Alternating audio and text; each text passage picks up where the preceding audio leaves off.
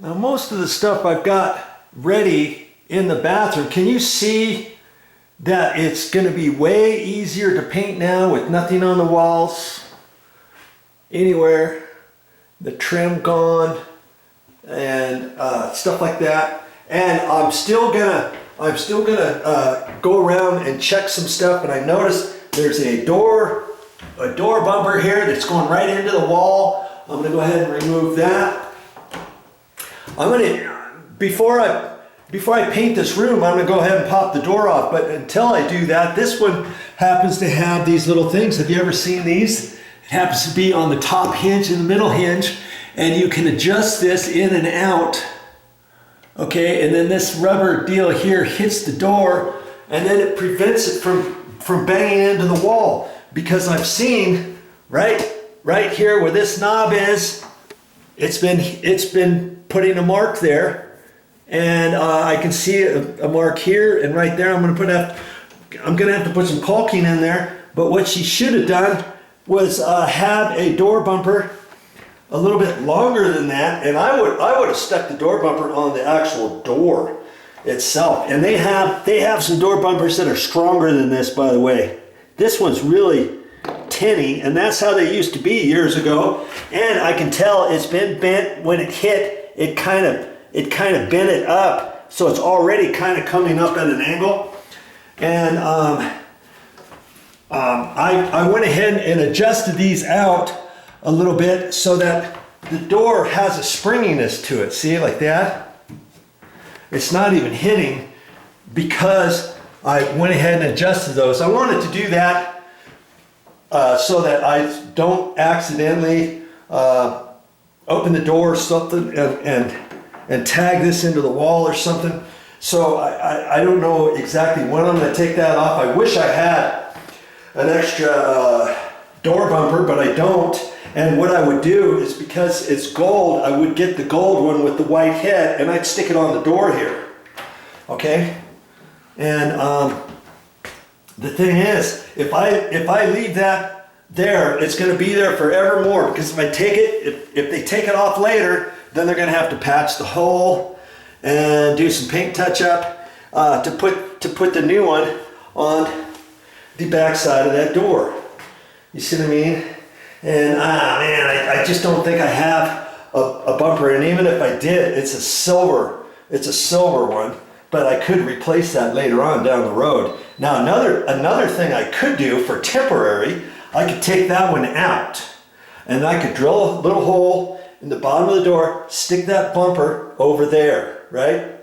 And then the next time I come up here to see them, they're going to be here in a few weeks, and then I can come up and visit. I could get a door bumper that's the bright brass one that'll match this, and then I can take that old funky one back off of the door and screw it on there. That way I can take this one off all the way and caulk that hole, and won't have to worry about that anymore. And the new one will be there, and it'll be stiffer. It's actually got a thicker base, and then it kind of graduates up. I don't know if you've seen those at the hardware store or not, but those are a really good one to get, and I think that's what I'll do.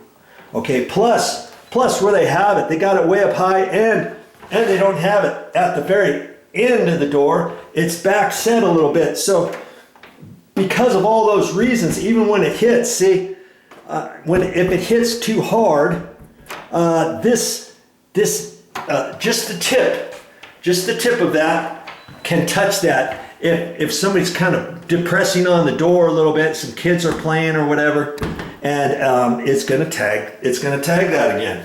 Well, if I put it down there, it's not going to hit the wall, it's going to hit the baseboard, and it's going to be stronger, and it's going to allow a little bit of extra clearance here. Just you know, an additional ½ inch. So this should never hit that again. Okay, so that's how I'm going to fix that. All right. Now here's something else I'm going to do in the bathroom. You see this light switch?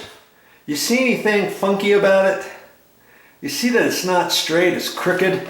Look how crooked it is. So when I take that the cover plate off, I'm gonna find the electrical panel, and I know the electrical panel is in here, and it's actually behind this picture. Yes, it is. I'll find which circuit it is, turn it off, and then I'll undo the screws, and I can adjust the light switch so that I can get that straight. And incidentally, when you get ready to take cover plates off, if the last painter painted around this, he might have, obviously paint will have gotten behind there, so you got to be really careful when you take these off. Okay, take a thin putty knife like I was showing you before, a nice flexible one, and then you just have to be careful and work it around.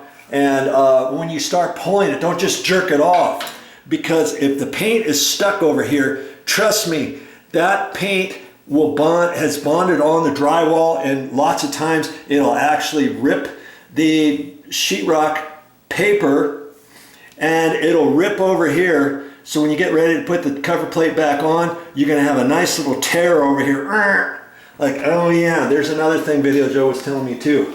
It's all these different things you're learning as we go. Yeah, it's all real easy. It's just a matter of doing it, remembering a few things. And I'm gonna check when I take the electrical duplex outlet cover plates off. I'll kind of stand back and take a look at them. This one's crooked, I can tell, but that is kind of behind this dresser. So do I really have to do it? No, I really don't have to do it. This one is behind the beds. You're never going to see it.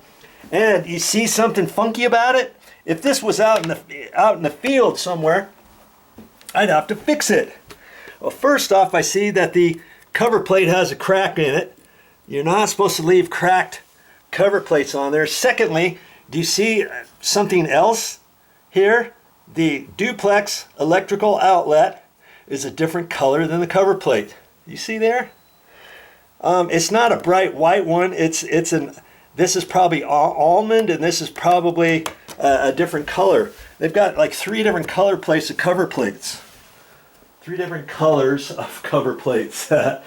Okay, so I'm probably going to leave that one alone. I probably should actually take that cover plate off, put it somewhere that is more easily accessible, so that next time I'm around, I would bring a cover plate with me, and then I can replace it somewhere in an obscure area down below somewhere. Not, obviously not one by the door, not here, not that one, because that's behind the dresser. I would have to find one somewhere else, you know, somewhere like maybe underneath the table over here that I can reach next time, that's safe, that I know nobody's going to get to.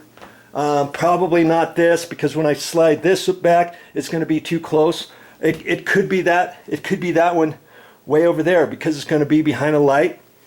And I could put the cracked cover plate there. There you go. I'll put the cracked cover plate right there. So when I take it off, I'll have to remember to put it over here. And then next time I come, I'll bring a new cover plate with me, and an off-white one, and then I can swap it right there, nice and easy. See what I mean? I'm going to take that cover plate and I'll put that one back behind the bed, because by code you're not supposed to have cracked cover plates, and I'm just doing what I should do, and letting you know, hey, if you're going to do something, you might as well do it right. You know what I mean?